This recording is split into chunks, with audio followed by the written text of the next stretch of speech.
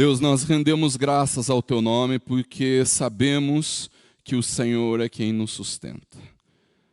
O apóstolo Tiago diz claramente: tudo que é bom, toda dádiva, vem do Senhor. Louvado seja o Teu nome por isso. Pai, que o Senhor continue a nos abençoar. Obrigado, Deus, pelo sustento, pela provisão, pelo derramar de bênçãos na nossa vida. Obrigado também, Deus, pelo sofrimento, pela dor, pelas lutas, porque nós sabemos que o Senhor está nos formando nestas coisas. Deus, que o Senhor continue a derramar de graça sobre as nossas vidas, que nós possamos sempre expressar a gratidão, o louvor ao Teu bendito nome, por tudo que o Senhor tem feito. Deus, também clamo para que neste momento de palavra o Senhor nos abençoe, falando ao nosso coração, que nós sejamos impactados pela verdade da Tua palavra e que em tudo, Deus, sejamos transformados. Age em nós, é o que nós te pedimos, em nome e para a glória do Senhor Jesus. Amém. Os irmãos podem se assentar. Quero te convidar para abrir a sua Bíblia lá em Marcos, capítulo 10. Nós vamos ler, queridos, do versículo 35 a 45. Marcos, capítulo 10, do versículo 35 a 45. Marcos 10, versículos 35 a 45.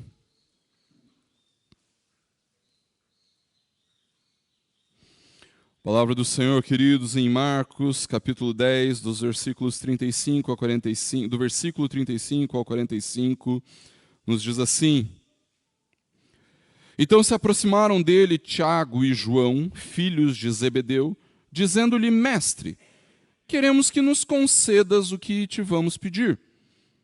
E ele lhes perguntou: Que quereis que vos faça?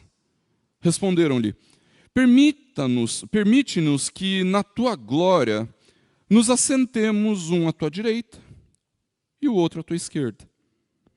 Mas Jesus lhes disse: Não sabeis o que pedis. Podeis vós beber o cálice que eu bebo, ou receber o batismo com que eu sou batizado? Disseram-lhe: Podemos. Tornou-lhes Jesus: Bebereis o cálice que eu bebo, e recebereis o batismo com que eu sou batizado. Quanto, porém, ao assentar-se à minha direita ou à minha esquerda, não me compete concedê-lo, porque é para aqueles a quem está preparado. Ouvindo isto, indignaram-se os 10 contra Tiago e João. Mas Jesus, chamando-os para junto de si, disse-lhes: Sabeis que os que são considerados governadores dos povos têm-nos sob seu domínio, e sobre eles os seus maiorais exercem a autoridade. Mas entre vós não é assim. Pelo contrário, quem quiser tornar-se grande entre vós, será esse o que vos sirva. E quem quiser ser o primeiro dentre vós, será servo de todos. Pois o próprio Filho do Homem não veio para ser servido, mas para servir e dar a sua vida em resgate por muitos. Queridos, na manhã de hoje eu gostaria que nós pudéssemos pensar, refletir sobre o que o Evangelho de fato faz em nós. Como o fato de crermos no Evangelho transforma as nossas vidas. E de uma certa forma, em que o Evangelho muda inclusive os nossos afazeres rotineiros, aquilo que nós fazemos no dia a dia, e mais do que isso, como os nossos objetivos e propósitos para a vida são impactados pelo fato de crermos no Evangelho. Muitas vezes, queridos, os irmãos já nos ouviram falar aqui, tanto eu, quanto o pastor Lucas, quanto o pastor Patrick, sobre uma confusão que existe na vida da igreja entre o serviço e a evangelização. Quantas vezes os irmãos já nos ouviram falar Quando nós servimos, nós não estamos necessariamente proclamando o Evangelho, mas estamos demonstrando aquilo que o Evangelho fez em nós, a transformação que o Evangelho operou nos nossos corações, o fato de crermos no Evangelho transformou as nossas vidas. É verdade, evangelização não pode ser confundida com o serviço. O fato de doarmos cestas básicas, o fato de abençoarmos outros irmãos ou outras pessoas, não pode ser confundida com a tarefa da proclamação do Evangelho. No entanto, queridos, ao mesmo tempo em que nós entendemos que servir não é evangelizar, nós precisamos entender que evangelizar sem servir é uma contradição.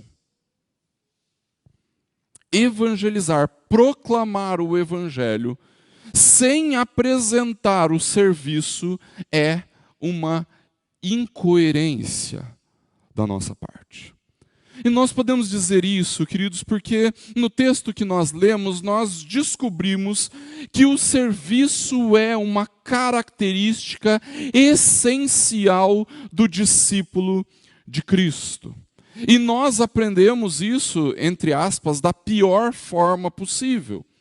Porque não tem passagem, ou então eu pelo menos desconheço uma passagem em que os discípulos de Cristo são expostos a um constrangimento maior do que Tiago e João nessa passagem. Porque eles partem de um pedido completamente incoerente. Um pedido que demonstra, o desejo pelo poder natural das coisas, por uma autoridade sobre outros. Eles não querem nada mais, nada menos do que governar junto com Jesus no reino vindouro. Que pedido humilde, não é verdade? Olha que reconhecimento do seu lugar. Jesus, quando o Senhor estabeleceu o teu reino, permita que eu seja primeiro-ministro. Nada mais do que isso, Tiago e João estão pedindo. Nada mais do que o desejo de governar, de receber alguma notoriedade por terem servido com dedicação ao Senhor, por serem discípulos de Cristo. No entanto, queridos, nós não podemos deixar de notar a semelhança que nós temos com Tiago e João.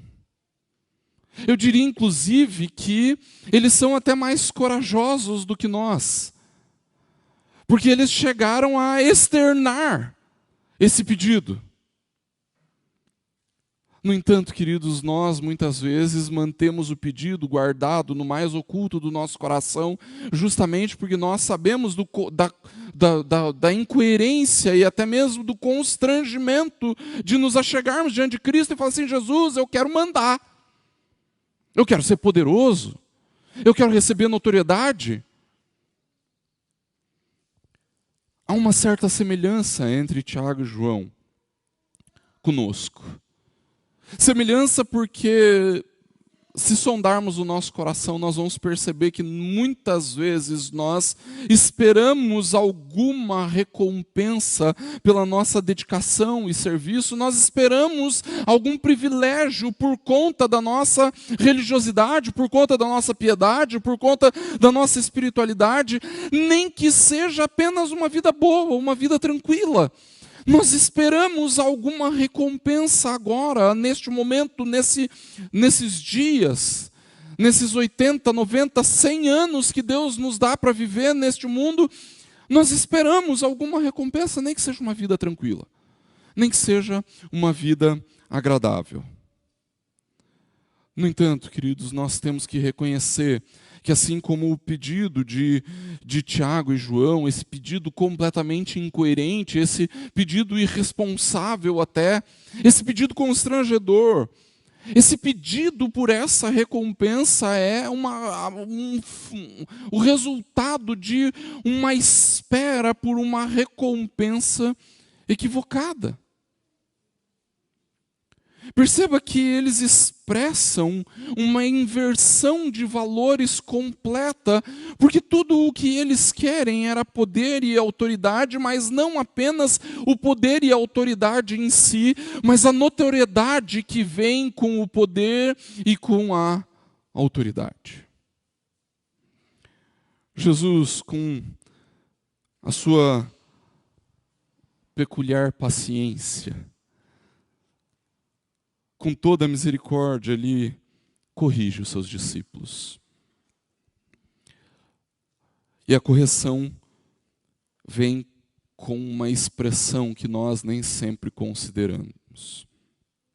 Versículo 43, ele diz claramente: entre vós não é assim. Entre vós não é assim. O que Jesus está dizendo aos seus discípulos e dizendo a nós também é que o padrão da notoriedade no reino de Deus é completamente diferente. Na verdade, nós descobrimos que no reino de Deus nem existe esse tipo de notoriedade esperada por Tiago e João. Notoriedade que muitas vezes nós esperamos da parte de Deus pelo fato de sermos muito bons religiosos, gente piedosa, gente que serve com dedicação, por sermos discípulos de Jesus. Quando nós olhamos para esta passagem, queridos, nós descobrimos que tudo no reino de Deus vem do reconhecimento pela disposição real, verdadeira, de servirmos dedicadamente com altruísmo. Sem esperarmos grandes recompensas, sem esperarmos recompensas terreais, sem esperarmos recompensas neste tempo em que vivemos, sem esperarmos termos algum reconhecimento, poder ou autoridade, ou notoriedade, ou influência, a partir do fato de que nós nos dispomos para servir. E eu nem preciso mencionar que o serviço do qual Jesus fala é o serviço de um escravo. Alguém que serve sem esperar pela recompensa. Nós somos reconhecidos como servos. Servos. Essa é uma transformação que só o Evangelho pode operar em nós, queridos. Só o Evangelho pode mudar no nosso coração. Na verdade, nós somos reconhecidos pelo fato de não querermos nos fazer reconhecidos. Pela disposição de servos. Pela disposição demonstrada através de um coração transformado. Por um coração inclinado ao serviço. E tudo isso se dá, queridos, por causa do exemplo de Jesus. E por causa daquilo que o Evangelho fez em nós. No versículo 45, o Senhor Jesus nos dá o padrão. O padrão é Ele mesmo, o próprio Filho do homem. Não veio para ser servido, mas para servir e dar a sua vida em resgate por muitos. Queridos Tiago e João, este é provavelmente o final do ministério terreno de Jesus. Jesus, se você for olhar já no capítulo 11, ele já está entrando em Jerusalém. Em breve ele vai ser preso, julgado injustamente e crucificado. Jesus estava terminando o seu ministério terreno, o que quer dizer que Tiago e João já estavam andando com Cristo há pelo menos 3 anos, ou há quase 3 anos. E naquele momento eles já deveriam ter visto em Jesus este coração de servo, eles já deveriam ter observado em Cristo esse coração de servo. Aliás, o Evangelho de Marcos é aquele que mais quer demonstrar a servidão, o Jesus servo. É o evangelho, ainda que seja o mais curto, que mais relata milagres de Cristo. E quando nós olhamos para essa realidade, em que o próprio Filho do homem não se fez, não se estabeleceu como rei, mas como servo, então nós percebemos, queridos, aqui nós de fato somos chamados. Essa expressão que o Senhor Jesus utiliza, o Filho do homem, referindo-se a si mesmo, queridos, não é por acaso, porque a expressão o Filho do homem, na verdade, é aquilo que demonstra o Senhor Jesus como o padrão da humanidade, e Ele é o padrão da humanidade. E ao estabelecer-se a si mesmo como o padrão da humanidade, ele diz: o padrão da humanidade não deveria ser a busca pelo poder, pela autoridade, pela notoriedade, pelo reconhecimento, mas o padrão da humanidade deveria ser o serviço. O serviço.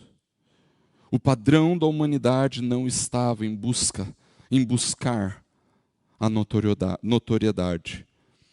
Mas o padrão da humanidade veio para dar a sua vida como resgate. Por isso, queridos, se nós queremos evangelizar com eficácia, se nós queremos de fato anunciar o Cristo que deu a sua vida como resgate, então, queridos, nós precisamos sim cultivar um coração de servo. Nós precisamos sim servir com dedicação, justamente para podermos demonstrar o que o Evangelho fez em nós, o que o fato de Jesus ter dado a sua vida em nosso resgate faz em nós, a ponto de transformar o nosso coração, impactar a nossa vida, transformar a forma como nós buscamos os nossos objetivos e propósitos, transformar a forma como nós realizamos as tarefas mais rotineiras na nossa vida. Nós precisamos, queridos, cada vez mais dispor o nosso coração ao serviço. Porque assim nós demonstramos aquilo que cremos. Nós demonstramos que somos resgatados. Nós demonstramos o que o Evangelho de fato faz em nós. Para que assim, ao demonstrarmos através do nosso serviço o que o Evangelho faz em nós, nós possamos anunciar o que de fato é o Evangelho. O fato de Cristo ter servido como resgate por muitos. Que Deus, queridos, nos abençoe e que a todos nós possa cultivar, possa transformar e impactar a ponto de demonstrarmos o amor ao próximo através do serviço. Que Deus derrame da sua graça sobre as nossas vidas. Nesse momento, queridos, nós